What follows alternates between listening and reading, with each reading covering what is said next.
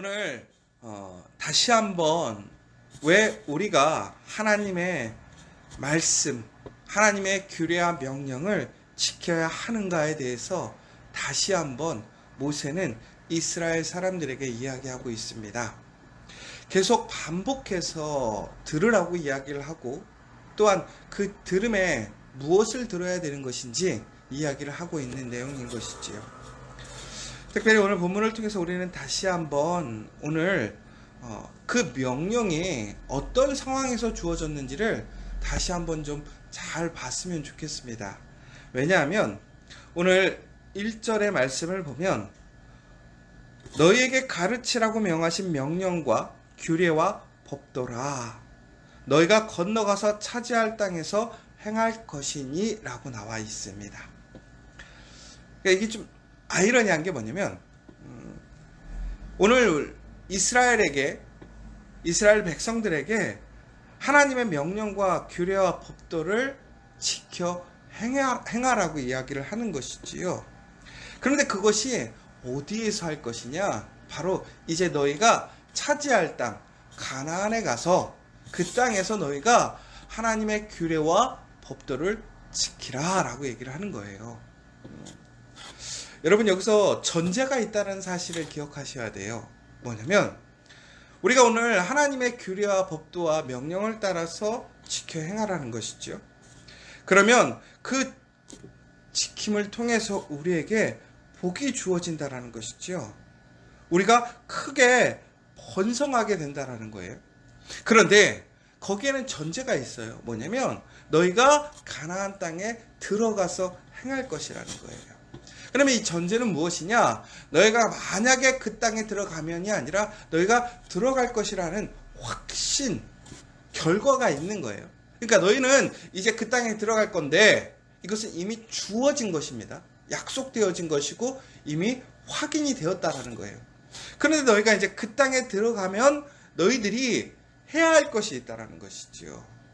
그 땅을 너희가 자손 대대로 하나님의 복으로 유산으로 남겨줄 것인데 더 나아가서는 거기서 너희가 풍성하게 번성하게 성공하게 될 것인데 너희들이 해야 할 것이 무엇이냐? 너희들이 그곳에서 너희들이 그 땅을 번성시키고 무엇인가 잘되게 하고 새롭게 할 것에 대해서 연구하고 힘쓰는 것이 아니라 오직 너희들이 그 땅에서 힘써야 될 것이 무엇이냐?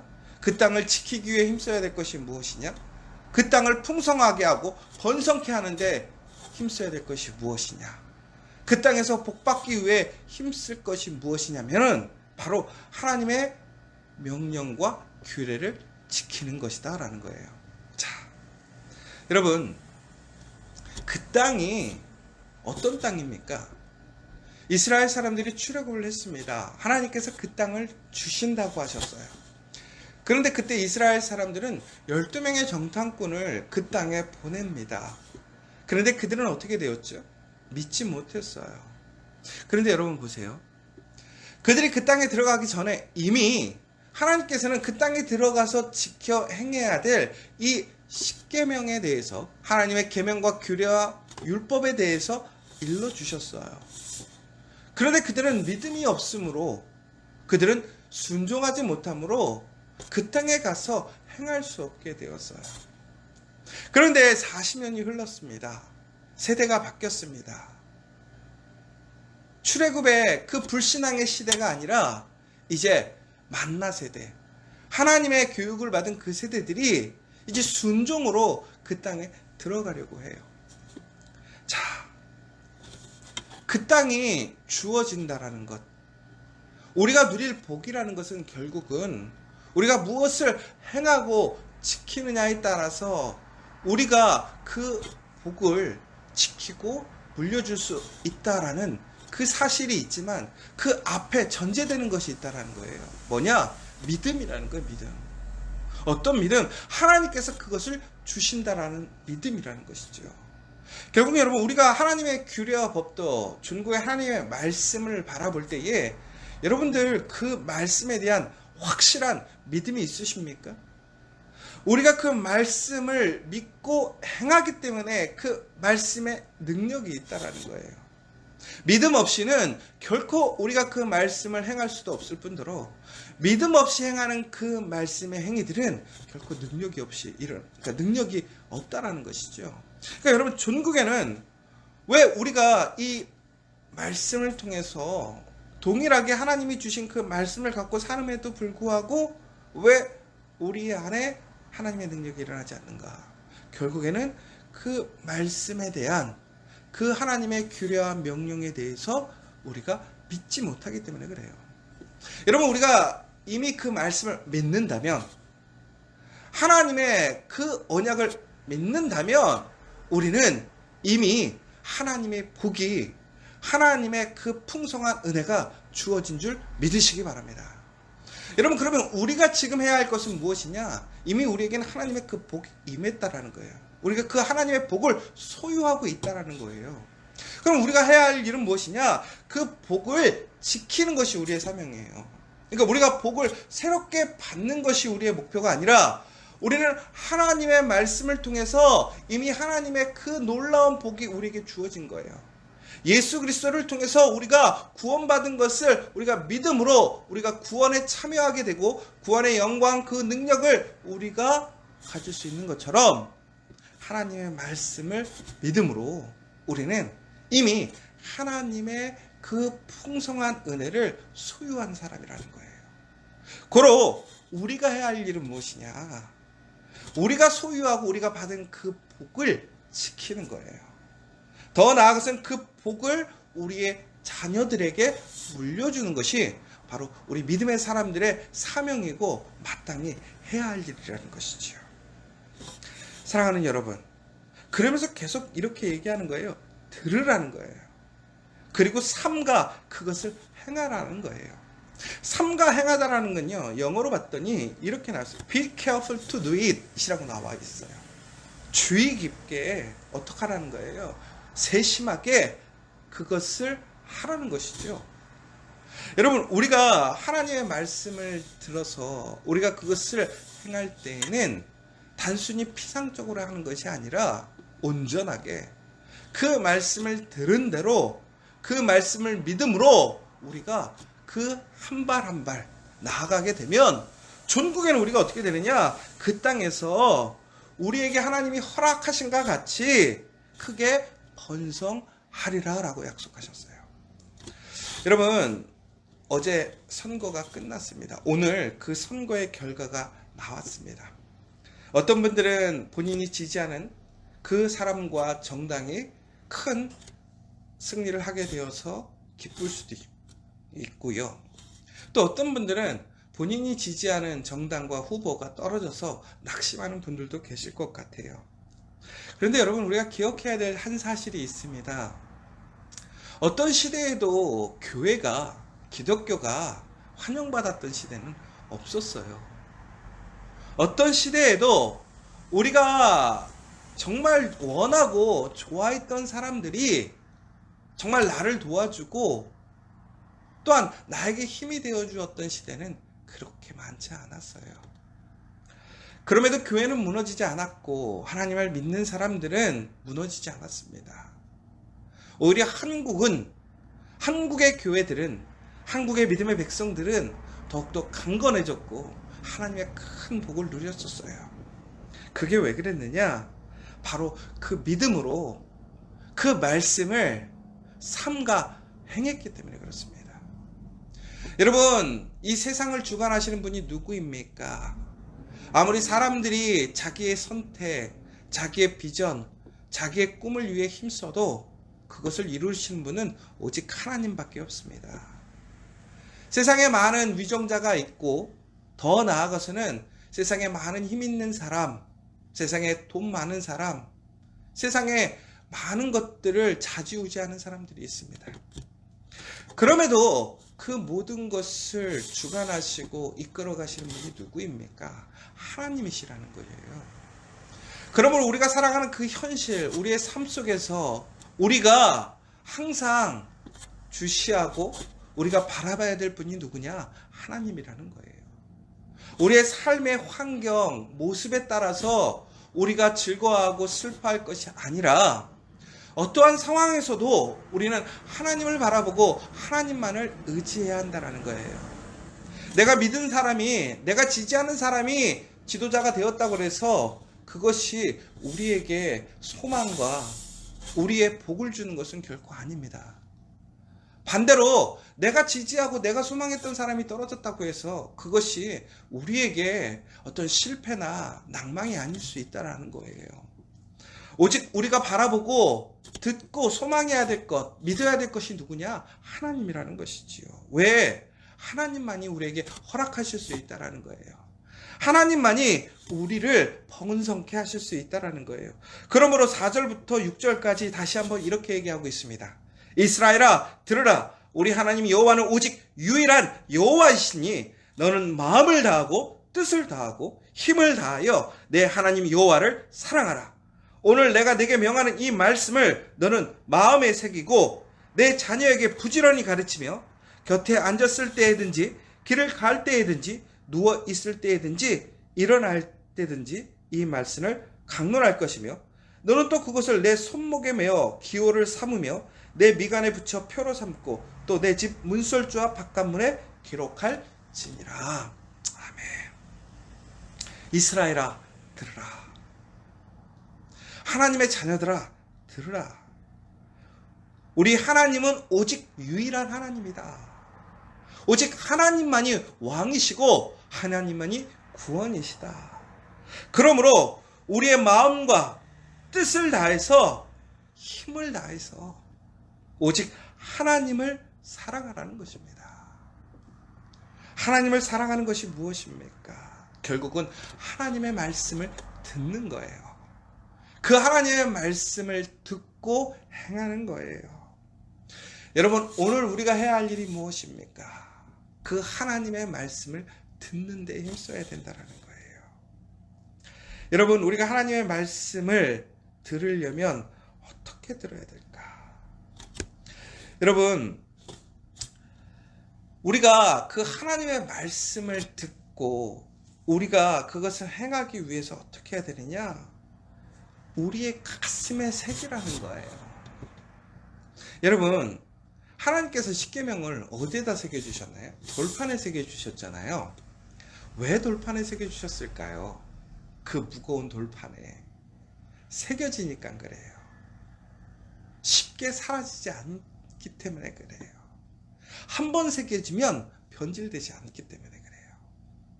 여러분, 그래서 하나님께서는 십계명을 돌판에 새겨주셨잖아요. 그런데 하나님께서 오늘 우리에게 다시 무엇이라고 그러냐면 그 말씀을 어디에다 새기라는 거예요? 우리의 가슴에, 우리의 심령에 새기라는 거예요.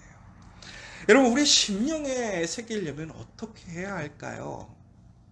여러분, 돌에다가 글을 새기는 작업도 쉬운 일이 아닙니다.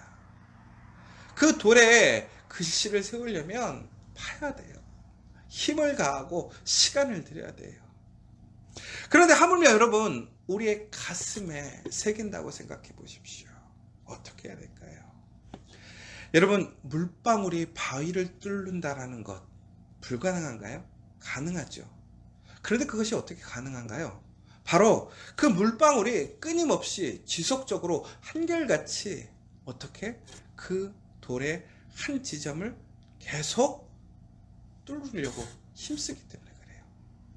비록 약하지만 계속해서 반복해서 끊임없이 그 물방울이 떨어지니까 결국에는 그 돌덩이도 그 연약한 물방울이 뚫어버리는 거예요. 여러분, 우리의 심령의 말씀을 새긴다라는 게 쉽지가 않아요. 어떤 분들이 그러잖아요. 나는 말씀을 봐도 이해가 안 되고요. 말씀을 봐도요, 계속 잊어버려요. 생각도 나지 않아요. 여러분만 그런 게 아니에요. 다 그래요. 여러분, 세상에서 한 번 듣고 기억하는 사람이 어디 있습니까? 그러면 결국에는 우리의 말씀을, 그 하나님의 귀한 말씀을 우리의 심령에 새기려면 어떻게 해야 되느냐? 들어야 되는 거잖아요. 근데 어떻게 들어야 될까요? 계속 꾸준하게 항상 들어야 되는 거예요. 더 나아가서는 그 들은 것이 우리의 가슴에 새겨질 정도로 어떻게 해야 된다는 거예요? 들어야 된다는 거예요. 그리고 행해야 된다는 거예요. 여러분, 우리가 듣는 것도 어려워요. 끊임없이 듣는 것도 어려워요. 그러나 여러분, 많은 것을 한 번에 드리려고 하지 마십시오. 그 작은 물방울들이 계속 끊임없이 이어짐으로 그 바위를 뚫어버립니다. 전국에는 얼마나 많은 말씀을 읽느냐가 중요한 것이 아닌 것 같아요. 우리가 삶을 살아가면서 하나님의 계명을 우리가 어떻게 비록 적을지라도 꾸준하게 깊이 있게 듣는다면, 그리고 그것을 하나하나 실천해 간다면 전국에는 우리의 심령에 그 말씀이 새겨지는 거예요. 여러분, 바로 그렇게 될 때에 우리는 하나님의 말씀을 잊지 않는 것이지요. 여러분, 그렇기 위해 우리가 더 힘써야 될 것이 무엇이냐? 우리 자녀들에게 부지런히 가르치라는 거예요. 앉았을 때든지 길을 갈 때든지 가르치라는 거예요. 저는 오늘 이 말씀을 읽어보면서 다시 한번 우리가 이제 시대가 바뀐다고 그러잖아요. 코로나 이후에 많은 변화가 있을 거예요. 아마 우리의 교육의 형태라든가 또 우리의 예배의 모습들, 또 이제 우리가 사람들을 만나고 또한 살아가는 모습들이 많이 변화가 있을 것 같아요. 그런데 바로 이때에 교회는 위기가 될 수도 있어요. 그러나 저는 교회에 다시 기회가 될 수도 있을 것 같아요. 왜? 바로 우리가 가정으로 모이기 시작했어요. 그전에 우리 가정이 무너지기 시작했어요. 흩어지기 시작했어요. 그런데 이 코로나로 인해서 사람들이 집을 중심으로 가정으로 다시 모이게 되었어요. 여러분, 우리가 그럼 가정에 모였을 때 우리가 가장 힘써야 될 일이 무엇일까요? 여러분, 어제 선거날 여러분들 집에서 무엇을 하셨나요? 저도 우리 아이들과 있으면서 하루 종일 무엇을 했는지 생각해 보니까 쉬면서 텔레비전 보면서 밥 먹고 이게 전부인 거예요. 여러분, 그런데 우리가 매일매일 그렇게 모여서 밥만 먹고 어떤 우리가 세상적으로 즐겁고 누릴 수 있는 것들을 누리는 거 좋아요. 그러나 그것만 한다고 해서 우리에게 과연 우리의 미래를, 우리에게 복이 있을까요?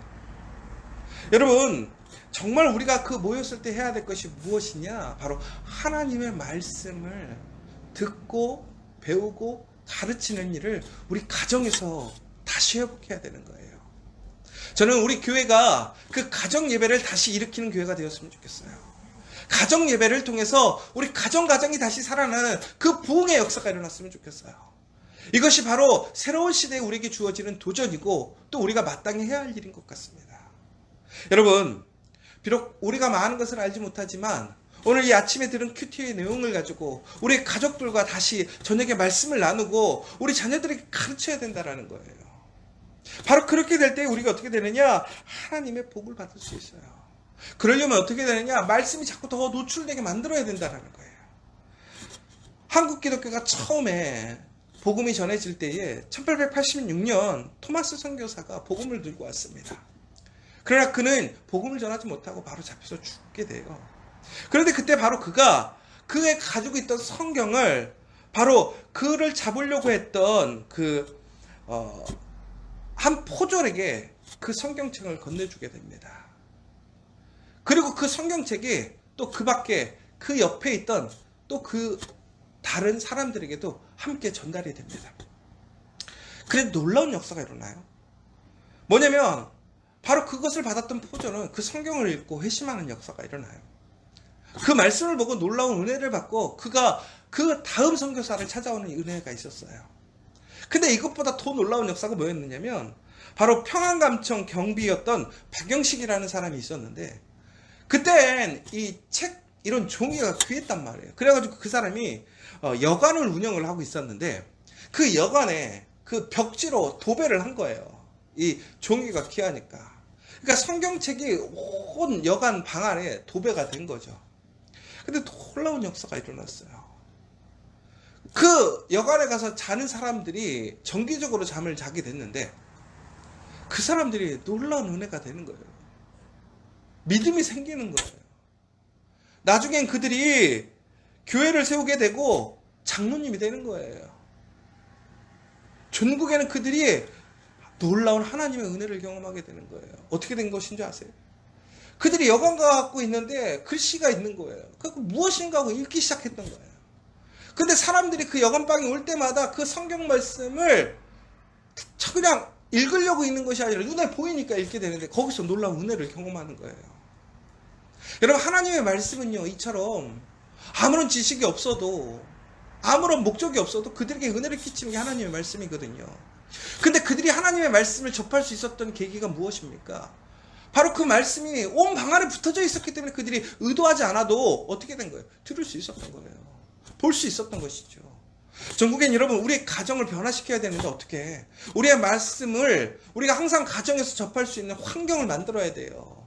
그러기 위해 우리 부모들이 우리 자녀들에게 그 말씀을 가르쳐야 되는 것이고, 우리 부부간에 그 말씀을 가르쳐야 되는 것이고, 오히려 우리 집안의 온 곳에 하나님의 말씀을 배우고 가르칠 수 있도록 우리의 삶을 바꾼다면 우리 안에, 우리 가정 안에 놀라운 역사가 일어날 거예요. 하나님의 부흥의 역사가 일어날 거예요. 사랑하는 여러분, 신명기의 핵심이 뭐냐면 들으라는 거예요. 하나님의 말씀을 듣고 행하라는 거예요. 근데 그 말씀을 듣고 행하려면 그 말씀이 우리 귀에 들리게 해야 되는 것이고, 우리가 말씀을 볼 수 있는 환경을 만들고, 더 나아가서 그 말씀을 가르치고 배우는 데 힘써야 된다는 거예요. 여러분, 바로 우리의 새로운 시작은 그 말씀을 듣고 행하고 가르치는 데서 시작되어지는 것 같아요. 여러분, 오늘 말씀이 좀 길었습니다. 그래, 여러분 기억하십시오. 오늘 우리가 정말 이 말씀을 믿는다면 여러분 듣는 데 힘쓰시고 가르치는 데 힘쓰십시오. 그리고 그 말씀이 온전히 어느 곳에서나 말씀을 접할 수 있는 그 모습이 될 수 있도록 힘써야 된다는 거예요. 여러분, 우리 가정이 그렇게 변화되기를 원하고, 더 나아가서 우리 커피와 교회가 그런 말씀을 전하는 귀한 능력을 행하는 우리 커피와 교회가 되기를 간절히 소망합니다.